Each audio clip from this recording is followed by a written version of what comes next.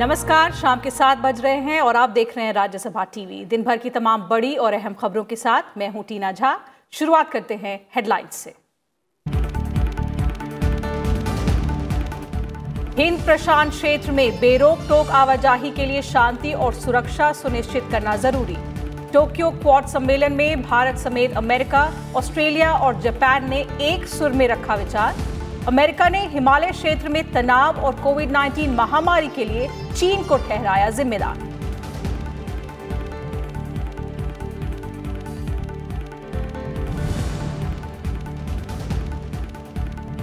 कोविड-19 से मिलकर लड़ेंगे भारत और अमेरिका। टोक्यो में क्वाड देशों की बैठक से पहले विदेश मंत्री एस जयशंकर की अमेरिकी विदेश मंत्री माइक पोम्पेओ से मुलाकात।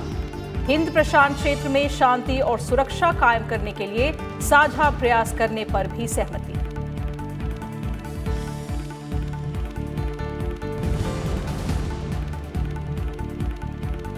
बिहार विधानसभा चुनावों के लिए एनडीए में हुआ सीटों का बंटवारा। 243 में से जेडीयू को 122 और बीजेपी को 121 सीटें। जीतन राम मांझी की हम पार्टी को अपने हिस्से की 7 सीटें देगी जेडीयू।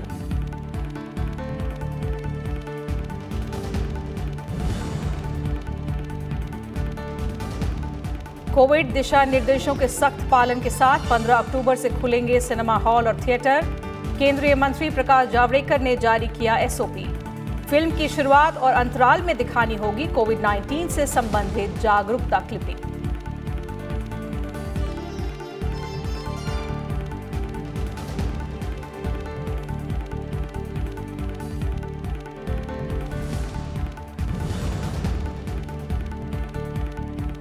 और भारत में कोरोना के सक्रिय मामलों में लगातार आ रही है कमी।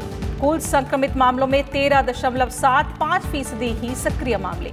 देश में अब तक हुए लगभग 8 करोड़ परीक्षण।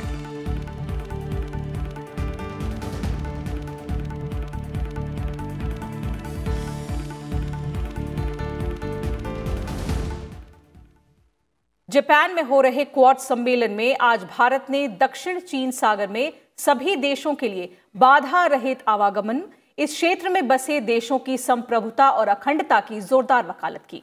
इस बैठक में हिस्सा लेने टोक्यो पहुंचे विदेश मंत्री एस जयशंकर ने विदेश मंत्रियों की मुलाकात में संयुक्त राष्ट्र में सुधार और आतंकवाद जैसे अहम मुद्दे भी उठाए।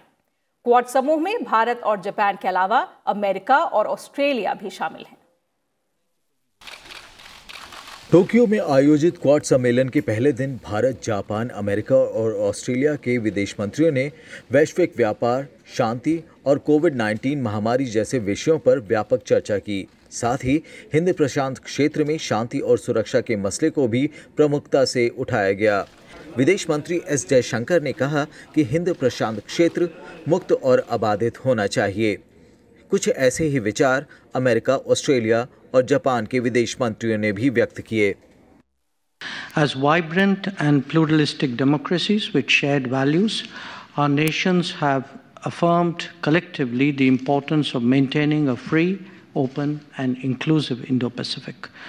We remain committed to upholding the rules-based international order underpinned by the rule of law, transparency, freedom of navigation in international seas, and respect for territorial integrity and sovereignty and peaceful resolution of disputes.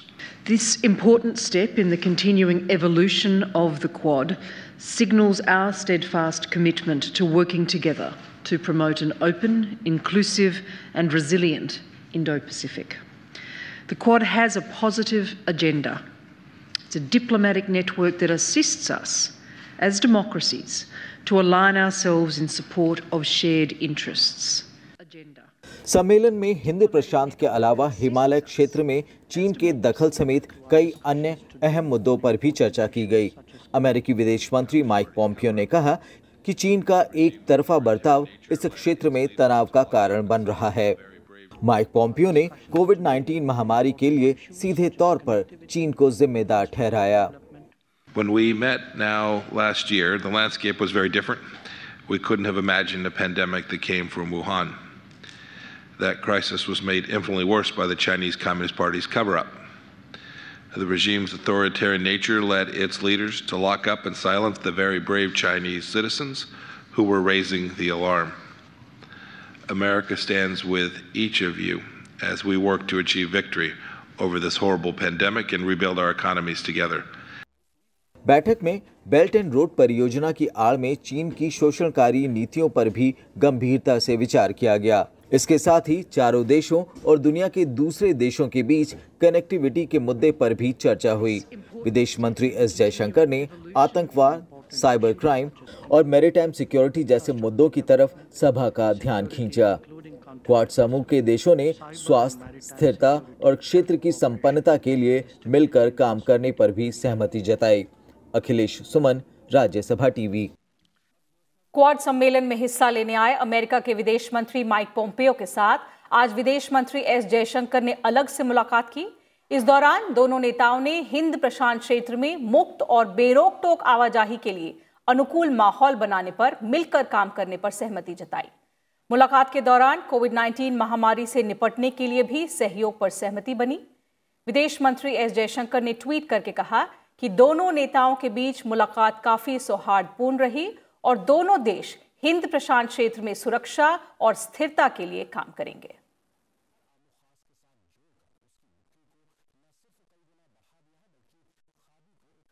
केंद्रीय वित्त मंत्री निर्मला सीतारमण ने एक बार फिर दोहराया है कि फसलों पर न्यूनतम समर्थन मूल्य जारी रहेगा। केंद्रीय वित्त मंत्री ने चेन्नई में किसानों के सशक्तिकरण पर प्रेस कॉन्फ्रेंस को संबोधित करते हुए ये बात कही। उन्होंने कहा कि कृषि सुधार से जुड़े विधेयकों को लाने से पहले सरकार ने इस मुद्दे पर किसानों और कृषि विशेषज्ञों के साथ व्यापक चर्चा की थी। ये बिल किसानों के बेहतरी को ध्यान में रखते हुए पेश किए गए थे। वित्त मंत्री ने कहा कि सरकार की ओर से केवल धान और गेहूं के एमएसपी बढ़ाने पर ज्यादा ध्यान देने के कारण कई किसान दूसरी फसलों की जगह धान और गेहूं की खेती करने लगे थे। 2015 के बाद प्रधानमंत्री नरेंद्र मोदी ने दूसरी फसलों जैसे मोटे अनाज, दलहन, तिलहन और मसालों पर एमएसपी पर ध्यान देना शुरू कर दिया, जिससे इनके आयात पर निर्भरता कम हो सके।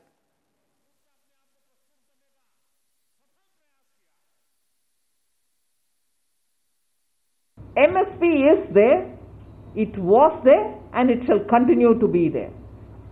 MSP is decided through various different formulae, one of which was a recommendation given by the Swaminathan Committee.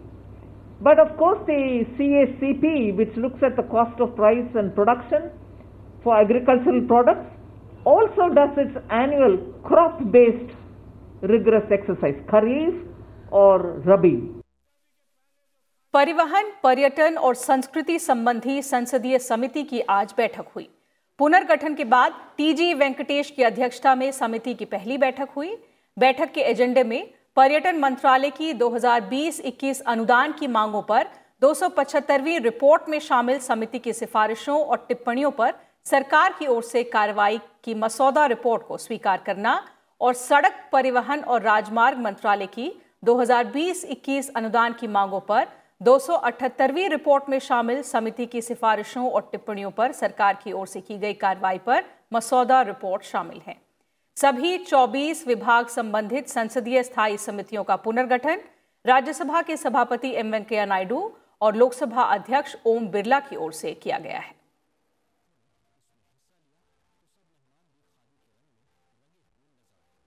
Bihar विधानसभा चुनाव के लिए एनडीए में सीटों का बंटवारा हो गया है।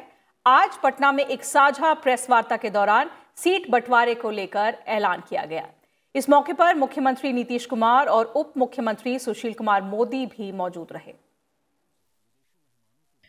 बिहार विधानसभा चुनाव के लिए एनडीए में सीट बंटवारे को लेकर सहमति बन गई है।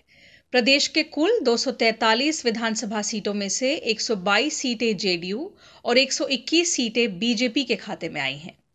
हाल ही में जीतन राम मांझी की हम पार्टी भी एनडीए के साथ आई है। जनता दल यूनाइटेड अपने हिस्से की 122 सीटों में से 7 सीटें हम पार्टी को देगी, जबकि मुकेश साहनी की विकासशील इंसाफ पार्टी के साथ बीजेपी की सकारात्मक बातचीत चल रही है। ऐसे में तालमेल बैठने पर बीजेपी अपने हिस्से की 121 सीटों में से मुकेश साहनी की पार्टी को चुनाव लड़ने के लिए सीट देगी। 2005 में और 2006 से जो हम लोगों ने काम करना शुरू किया, सब चीज समय पर करना शुरू किया, चाहे शिक्षा का क्षेत्र हो, स्वास्थ्य का क्षेत्र हो, विकास का क्षेत्र हो, और हम लोग प्रारंभ से कहते रहे न्याय के साथ विकास, यानी समाज के हर तबके का उत्थान और हर इलाके का विकास, वही काम हम लोग करते चले आ रहे हैं किसी भी क्षेत्र में। और इसके बारे में तो सबको पता है और किस तरह से हम लोगों ने काम किया, ये बता रहे थे अभी। ये ऐसा गठबंधन है और आज का संबंध नहीं है, 96 से लेकर आज तक बीच के कुछ 2-3 वर्षों के कार्यकाल को छोड़ दें, इतना लंबा अनुभव और कार्यकाल हम लोग का रहा है। तो कोई इफ एंड बट नहीं है और कोई बीजेपी, जेडीयू और साथ में वीआईपी पार्टी और हम पार्टी, ये 4 दलों का गठबंधन है। बीजेपी सांसद संजय जायसवाल ने कहा कि बिहार में बीजेपी और जेडीयू का गठबंधन अटूट है। उन्होंने ये भी कहा कि प्रदेश में नीतीश कुमार ही एनडीए का चेहरा है और उनकी बिना अनुमति के एनडीए में न कोई आ सकता है और न कोई जा सकता है। भारतीय जनता पार्टी इस चुनाव में जदयू के साथ अटूट गठबंधन है। साथ ही हमारी विकासशील इंसान पार्टी से सकारात्मक बातचीत भी चल रही है। आप सब जानते हैं कि जेडीयू के साथ हिंदुस्तान आवाम मोर्चा भी एनडीए गठबंधन का एक अहम साझेदार है। लोजपा हमारे सहयोगी थे, किंतु बिहार में भाजपा और जेडीयू का जो गठबंधन है उसमें श्री नीतीश कुमार जी ही हमारे गठबंधन के चेहरे हैं। इसमें कोई भ्रम नहीं है। लोजपा नेता श्री रामविलास पासवान जी का हम सम्मान करते हैं। बिहार की 243 सीटों के लिए 3 चरण में मतदान कराया जाना है। इनमें पहले चरण के तहत 28 अक्टूबर को 71 सीटों के लिए वोट डाले जाएंगे। पहले चरण के मतदान के लिए नामांकन प्रक्रिया भी जारी है। वहीं दूसरे चरण के तहत 3 नवंबर को 94 और तीसरे चरण के तहत 7 नवंबर को 78 सीटों के लिए वोटिंग होगी। 10 नवंबर को मतगणना होगी और चुनाव की प्रक्रिया 12 नवंबर तक पूरी की जाएगी। बिहार में विधानसभा का मौजूदा कार्यकाल 29 नवंबर को समाप्त हो रहा है। Bureau report, Rajya Sabha TV. BJP के राष्ट्रीय अध्यक्ष जेपी नड्डा ने आज दिल्ली में पार्टी के नवनियुक्त राष्ट्रीय पदाधिकारियों के साथ बैठक की। बीजेपी मुख्यालय में बैठक को संबोधित करते हुए जेपी नड्डा ने कहा कि पार्टी प्रधानमंत्री नरेंद्र मोदी के मार्गदर्शन में संगठन के गौरव को बढ़ाते हुए जनसेवा और राष्ट्र उत्थान के संकल्प को पूरा करेगी। साथ ही जन जन को संगठन के विचारों से जोड़कर नए कीर्तिमान स्थापित करेगी। बैठक में आगामी चुनावों के साथ अनेक विषयों पर चर्चा हुई।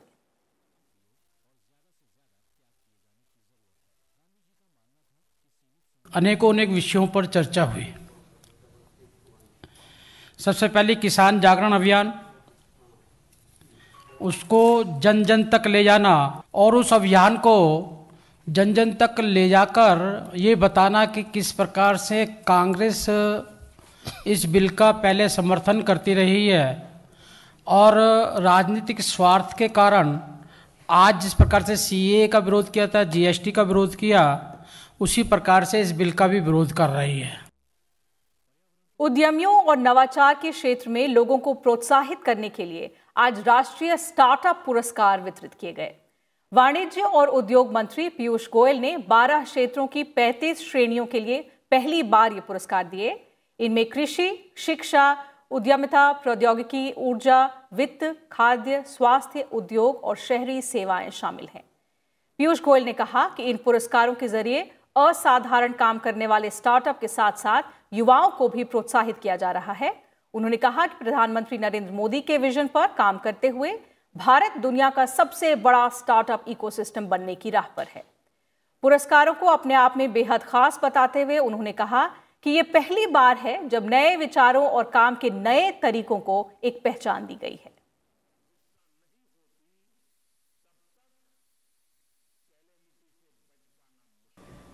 This ceremony clearly is a recognition and celebration of this new ecosystem that's being developed, and India today boasts the 3rd largest startup ecosystem in the world with over 21 unicorns and over $50 billion raised in terms of startup capital support in the last 5 years. Speaks volumes for the effort that this team in the industry ministry has put in to make this a vibrant and enduring sector going forward. Corona महामारी के चलते करीब 7 महीने से बंद देश भर के सिनेमा हॉल 15 अक्टूबर से खुलने जा रहे हैं। सूचना और प्रसारण मंत्री प्रकाश जावड़ेकर ने सिनेमा हॉल के लिए मानक संचालन प्रक्रिया यानी SOP जारी कर दी है। इसके तहत कोरोना संक्रमण रोकने के लिए सख्त दिशा निर्देशों का पालन करना होगा। कोरोना काल में पिछले 7 महीनों से बंद सिनेमा हॉल 15 अक्टूबर से खुलेंगे। सूचना और प्रसारण मंत्रालय ने इसके लिए मानक संचालन प्रक्रिया SOP जारी की है। इसके मुताबिक सिनेमा हॉल में 50% लोगों को ही बैठने की अनुमति होगी। सुरक्षित दूरी का पालन करने के लिए हर दूसरी सीट खाली रखी जाएगी। फेस मास्क अनिवार्य होगा। सिनेमा हॉल के भीतर हाथ धोने और सैनिटाइजर का प्रबंध करना होगा। टिकट बेचने के लिए अधिकतर काउंटर खोले जाएंगे, लेकिन ऑनलाइन बुकिंग को बढ़ावा दिया जाएगा। खाने पीने का सामान पैक्ड ही मिलेगा और उसके लिए भी अधिक काउंटर खोले जाएंगे। हर शो के बाद सिनेमा हॉल को पूरी तरह से सैनिटाइज करना होगा। हॉल के भीतर AC का तापमान भी 24 से 30 डिग्री सेल्सियस के बीच रखा जाएगा। सिंगल स्क्रीन सिनेमा हॉल में हवा के आने जाने का भी इंतजाम करना होगा। हर शो से पहले और मध्यांतर में कोरोना से बचाव के लिए जरूरी दिशा निर्देशों से संबंधित 1 मिनट की फिल्म भी दिखाई जाएगी। सुरक्षित दूरी, मास्क और सैनिटाइजर, इसका उपयोग बाध्यकारी है। एक कोरोना के संदर्भ में एक जागृति निर्माण करने वाली फिल्म 1 मिनट की या अनाउंसमेंट या तो शो के पहले भी और मध्यंतर के पहले और मध्यंतर के बाद ये दिखाना कंपलसरी है। 2 शोज में स्टैगर्ड टाइम टेबल चाहिए कि पूरा हॉल सैनिटाइज होकर दूसरे लोग आकर बैठेंगे और आने जाने वालों का ज्यादा संपर्क नहीं रहेगा, ऐसी व्यवस्था होनी चाहिए। केंद्रीय सूचना और प्रसारण मंत्री प्रकाश जावड़ेकर ने बताया कि फिल्म उद्योग से जुड़े लोगों से विचार विमर्श कर ये SOP तैयार की गई है। उन्होंने उम्मीद जताई कि इनका सख्ती से पालन होगा और सिनेमा हॉल आने वाले लोग कोरोना से सुरक्षित रहते हुए फिल्मों का आनंद ले सकेंगे। Bureau report, Rajya Sabha TV. कई राज्यों में 15 अक्टूबर से स्कूल भी खुलने जा रहे हैं। ऐसे में सरकार की तरफ से जारी दिशा निर्देशों को ध्यान में रखते हुए स्कूलों ने प्रशासनिक स्तर पर तैयारियां भी शुरू कर दी हैं। शिक्षा मंत्रालय की तरफ से एक स्टैंडर्ड ऑपरेटिंग प्रोसीजर जारी किया गया है। गाइडलाइन को 2 हिस्सों में बांटा गया है, जिसमें स्वास्थ्य, सफाई और सुरक्षा के साथ साथ सोशल डिस्टेंसिंग समेत कई नियमों और शर्तों का पालन करना अनिवार्य होगा। हालांकि केंद्र सरकार ने स्कूल खोलने को लेकर फैसला राज्य सरकार को सौंपा है।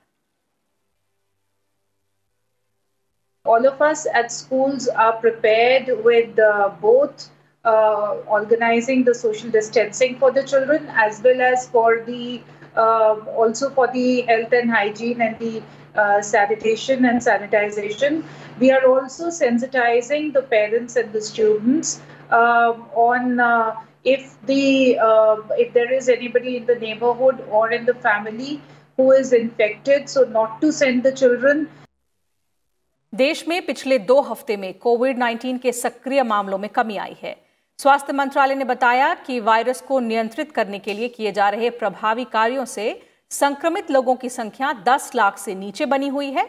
कुल संक्रमित मामलों में से 13.75% मरीज ही अस्पताल में अभी भर्ती हैं। देश में कोविड से स्वस्थ होने वालों की दर लगातार बढ़ रही है। वर्तमान में ये 84.70% हो गई है। देश में अब तक 8 करोड़ 11 लाख से अधिक कोरोना नमूनों की जांच की गई है। पिछले 24 घंटों के दौरान करीब 11 लाख कोविड नमूनों की जांच की गई है। देश में कोरोना से स्वस्थ होने वालों का आंकड़ा लगातार बढ़ रहा है। केंद्रीय स्वास्थ्य मंत्रालय के मुताबिक एक दिन में 75,787 मरीजों के स्वस्थ होने के साथ स्वस्थ होने वालों की कुल संख्या 56,62,000 से ज्यादा हो गई है। देश में कोविड-19 से स्वस्थ होने वालों की दर 84.70% हो गई है। हालांकि पिछले 24 घंटे के दौरान कोविड-19 के 61,267 नए मामले सामने आने के बाद कुल संक्रमितों का आंकड़ा 66 लाख के पार पहुंच गया है। कोरोना संक्रमण से पिछले 24 घंटे में 884 लोगों की मौत हुई है। इसके साथ ही मृतकों की कुल संख्या 1,03,569 हो गई है। अभी देश में कोरोना के 9,19,023 सक्रिय मामले हैं, जबकि मृत्यु दर 1.55% है। Bureau report, Rajya Sabha TV. देश में पिछले 2 हफ्तों में कोरोना के 10 लाख से कम सक्रिय मामले हैं और रिकवरी दर 84% से अधिक हो गया है। औसत दैनिक कोरोना वायरस के पॉजिटिव रेट में भी कमी आई है। नई रिकवरी रेट हाल के दिनों में नए मामलों की तुलना में अधिक रही है। वहीं एक सप्ताह में 80 लाख से अधिक टेस्ट किए गए हैं। एक्टिव केसेस जो हैं, यानी ऐसे लोग जो अस्पतालों में हैं या घरों में होम आइसोलेशन में हैं, अंडर मेडिकल केयर, उनकी संख्या पिछले 2 सप्ताह से 14 दिन से 10 लाख से नीचे बनी हुई है। इसके बारे में विस्तार में हम आपको आगे बताएंगे। और जो रिकवरी रेट है वो लगातार बढ़ रहा है और 84% अभी वर्तमान में है। अब जो रिकवर्ड केसेस हैं, जो लोग ठीक हो गए हैं, उनकी संख्या 56 लाख से अधिक हो गई है और ये विश्व की सबसे बड़ी संख्या है रिकवर्ड केसेस की। देश में 8 करोड़ से ज़्यादा टेस्ट अब तक किए जा चुके हैं, 8 करोड़ 10 लाख से भी अधिक, और ये विश्व की दूसरी सबसे बड़ी टेस्ट की संख्या है। साथ ही अगर इस सप्ताह के टेस्ट्स की संख्या को देखें तो 80 लाख टेस्ट हुए हैं। स्वास्थ्य सचिव राजेश भूषण ने बताया कि देश में सक्रिय मामलों में महाराष्ट्र, कर्नाटक, केरल, आंध्र प्रदेश, तमिलनाडु और उत्तर प्रदेश समेत 10 राज्य 77% सक्रिय मामले हैं। इन 10 राज्यों में, उसमें भी 3 राज्यों में 50% केस हैं। उन्होंने कहा कि देश के 25 जिलों से कोरोना वायरस से संबंधित 48% मौतें हुई। 25 जिलों में से 15 जिले महाराष्ट्र से हैं।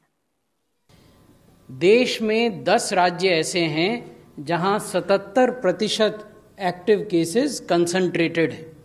इन 10 राज्यों में 3 राज्य ऐसे हैं जहां 50% एक्टिव केसेस हैं।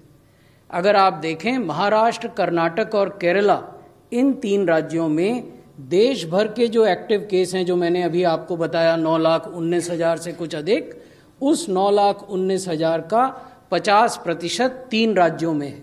कुल कोविड की मृत्युओं का 48% मृत्यु केवल इन 25 जिलों में है। केंद्रीय स्वास्थ्य मंत्री डॉक्टर हर्षवर्धन और आयुष मंत्री श्रीपद नायक ने आज वीडियो कॉन्फ्रेंसिंग के जरिए कोरोना मरीजों की देखभाल के लिए आयुष दवाओं का नया प्रोटोकॉल जारी किया। नए प्रोटोकॉल में कोविड-19 महामारी से बचाव के एहतियाती उपायों और उन विशेष दवाओं के नामों की जानकारी भी दी गई है जिन्हें कोरोना मरीजों को देने से उन्हें लाभ मिलता है। आयुष मंत्रालय ने ICMR और CSIR के साथ मिलकर इन दिशा निर्देशों को बनाया है। इनमें सबसे प्रमुख आयुष 64 को कोरोना वायरस के लिए सबसे ज्यादा कारगर बताया गया है। नई गाइडलाइन में पहली बार कोरोना से स्वस्थ हो चुके लोगों के लिए पोस्ट कोविड प्रोटोकॉल भी जारी किए गए हैं।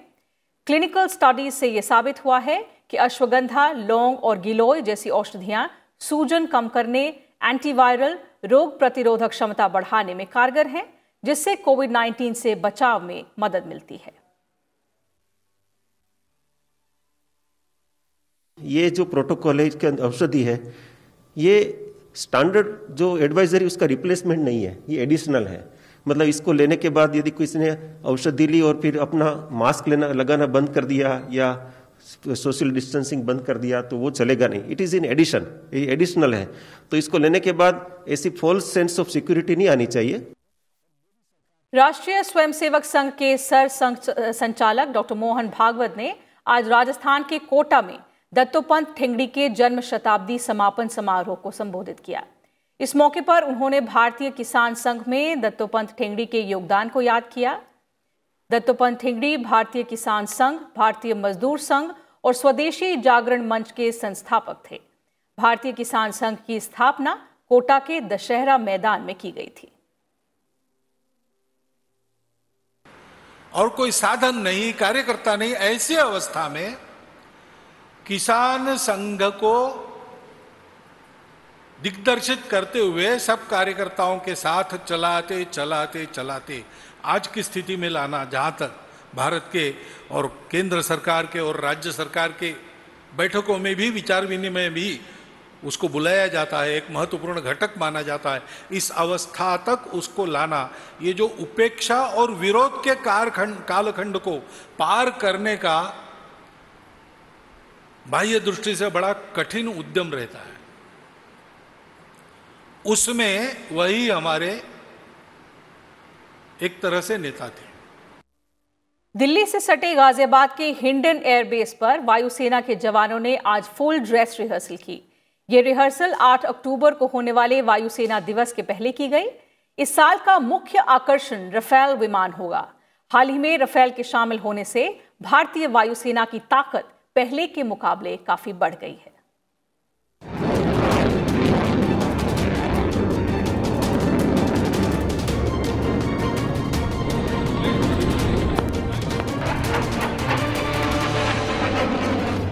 हवा में करतब दिखाते वायुसेना के जाबाज। जोश भर देने वाली ये तस्वीरें हैं गाजियाबाद के हिंडन एयरबेस की। 8 अक्टूबर को 88 में वायुसेना दिवस से पहले वायुसेना के जाबाज सैनिकों ने मंगलवार को फुल ड्रेस रिहर्सल की।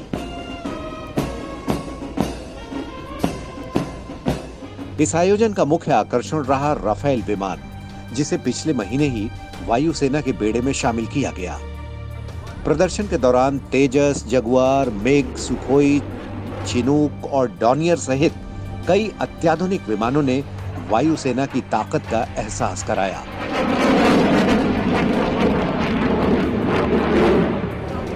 सूर्य किरण और सारंग विमानों की हैरत अंगेज कलाबाजी ने सबको रोमांचित कर दिया। पैराट्रूपर्स ने भी अपने अदम्य साहस का प्रदर्शन किया। साल 1932 में भारतीय वायुसेना की स्थापना की गई थी। तब से हर साल 8 अक्टूबर को वायुसेना दिवस मनाया जाता है। Bureau report, Rajya Sabha TV.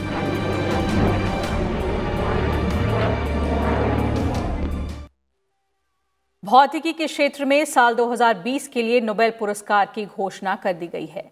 इस साल भौतिकी का नोबेल पुरस्कार रॉजर पेनरोज, रेनहार्ड गेंजेल और एंड्रिया गेज को दिया जाएगा। तीनों वैज्ञानिकों की खोज अंतरिक्ष में मौजूद ब्लैक होल से जुड़ी है।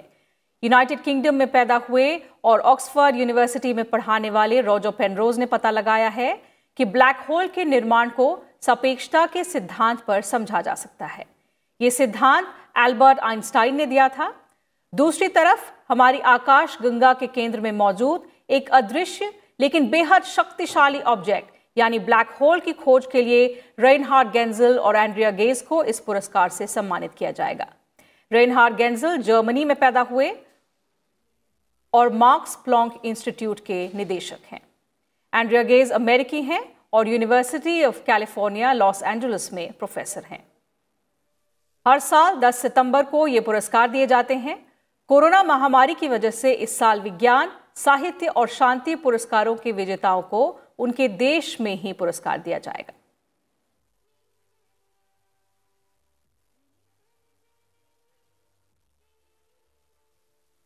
तो फिलहाल इस बुलेटिन में इतना ही। नमस्कार।